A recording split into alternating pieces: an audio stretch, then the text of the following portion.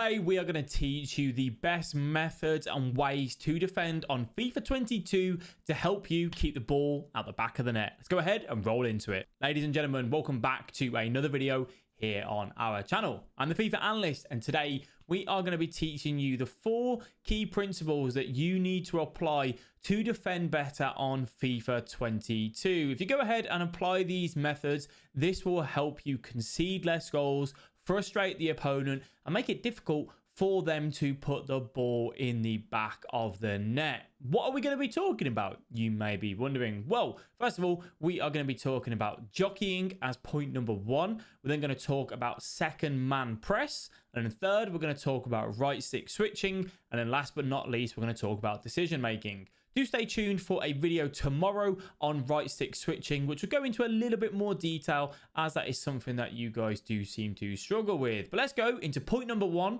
jockeying.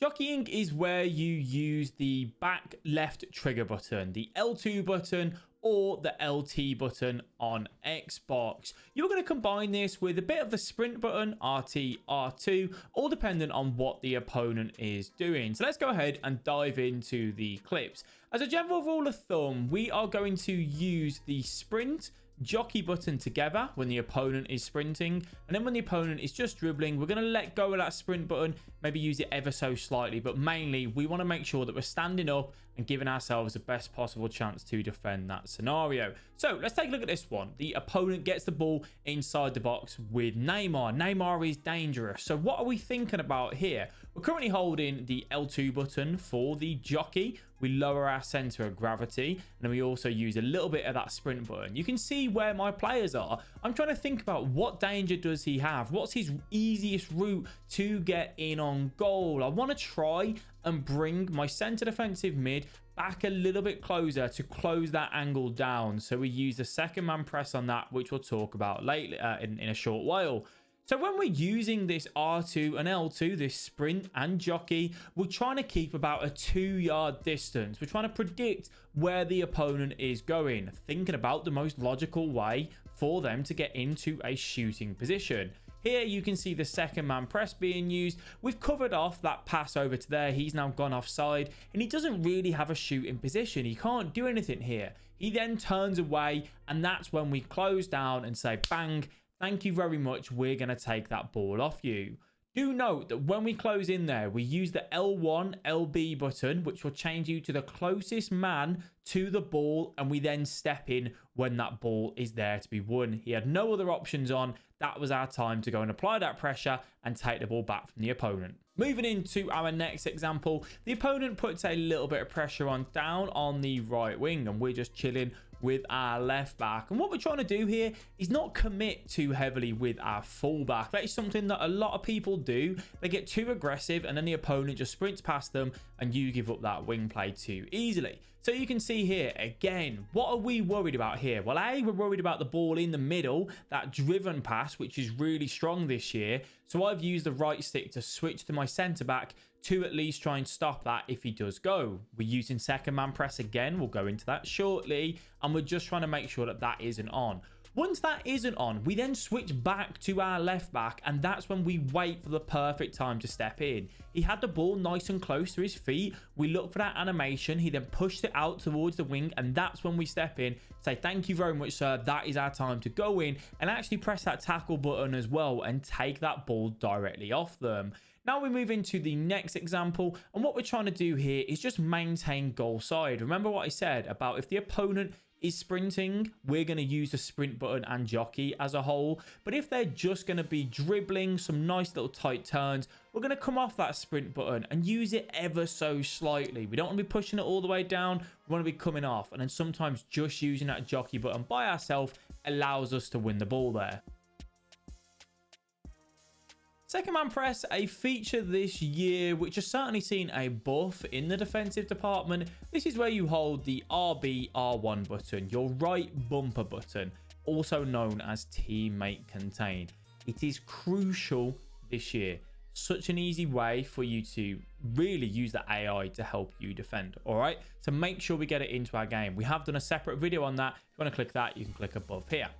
What are we doing now? We've switched to the Depay.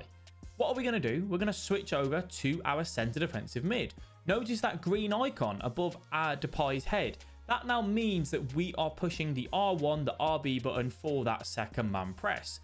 That will then press the ball holder and we can press what we believe to be his next pass and cut that out. And that is the key part about second man press, which it allows you to do. You can cover the next pass that you think the opponent may play, cutting out their option, maybe forcing them to turn backwards or not giving them anything forward. As you can see there, the opponent decided to go for that pass, which we knew was his next logical one, and we cut in and said thank you very much, and we take that off him again. Nice and simple, really quick, really efficient, and really easy to step into those passing lanes.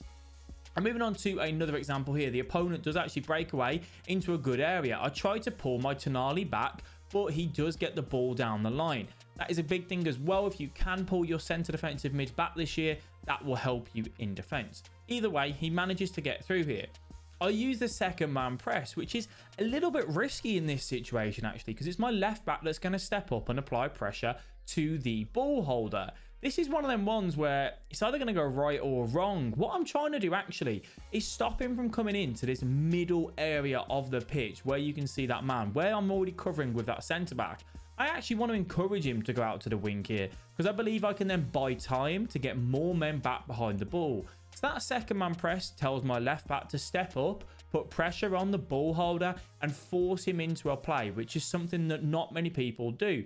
Force the opponent to make a decision, make them come up with, am I going to pass it? Am I going to go for a dribble? What am I going to do? And sometimes that can get them to go for maybe something that they quite didn't actually want to do. He gets the ball down the byline. He has to cut back. And what have we got there now? We've got numbers behind the ball and we're in that position to defend it. Tonali steps in, takes the ball off the opponent, and that is that attack completely broken down and gives us the chance to switch that ball and get forward into attack ourselves. Right stick switching. One of the biggest problems that FIFA players do have. What is this? This is where you flick the right stick to change player instead of the LB, the L1 button. You need to be using this to take your game to the next level. And as I said, stay tuned for the video tomorrow to explain it in a little bit more detail for you in case this just isn't quite enough. Right stick switching is an art in itself, and I promise you, once you practice and you master it, you will be in a good position.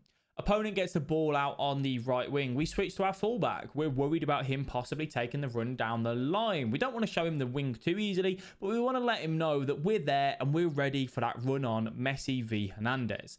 Now, what do I want to do? I want to think about his next pass. Use Hernandez as the center of the clock, which is why I put a clock around him there. I'm going to flick the right stick up towards 12 o'clock, which is going to change me to the center back that I want.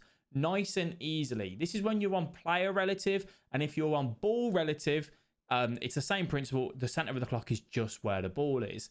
That then allows us to step in and take the ball off the opponent. Nice and simple. Thank you. Moving into our next example now. Opponent comes through. You can just see how I'm using the right stick to predict the next pass, to go in and step in to that next lane. So if he goes to it, I am there and I am going to take it off the opponent. If I use the LB, the L1 button in some of these examples, it may not always change you to who you want it to. Using the right stick, once you master it, is more direct and exactly where you want it to go. Here I get a little bit caught out and I'm not quick enough. I nearly got caught in behind. So I just had to right stick switch a little bit quicker and earlier then to stop that ball in behind. Decision making in defense is something that you need to work out when and how you want to be. You can be passive in defense. You can be aggressive in defense. You can be passive aggressive. The way I tend to work in the middle, like you can see here, once I've covered all of their passes forward as best as I possibly can, I am going to close the angle down, cover the passing lanes, and then go and press the ball holder. It's one of the most quick and efficient ways for you to win the ball back. If you are outnumbered though, you don't need to do this. If you've got 2 men in defense and he has 3 men in attack, chill and buy time. Push the opponent out towards the wings as best as you possibly can and try and keep them there. This will allow your team to get back into the right position and get numbers behind the ball. Team shape with decision making is crucial. If you can try and maintain a back four at all times, your decision making then becomes a lot easier you don't have to go and worry and make any more panic tackles. So just buy time, keep the decisions as basic as you can, kind of work out how you want to defend, and you'll have a much better time on FIFA 22 in keeping the ball at the back of the net. Defending is an art and is something that will take a lot of time, but it's actually where I would recommend you guys to start focusing on this. Because if you can stop conceding goals, you will naturally win more games. So let's work on fixing our defending to start off with, and then we can move into the midfield and the attack to hopefully win more games. If you guys did enjoy this video, please do leave a like and subscribe to the channel if you have found it helpful. If you don't want to watch any more of our other videos, there will be a playlist here which will help you get better at FIFA 22. And while you're at it, come on over to the Twitch stream. We do stream daily. Twitch.tv/FIFA analyst is the best place to be. So come over, ask any questions. Thank you all for watching. I'll catch you in the next video. Bye bye. I mean, that'll work.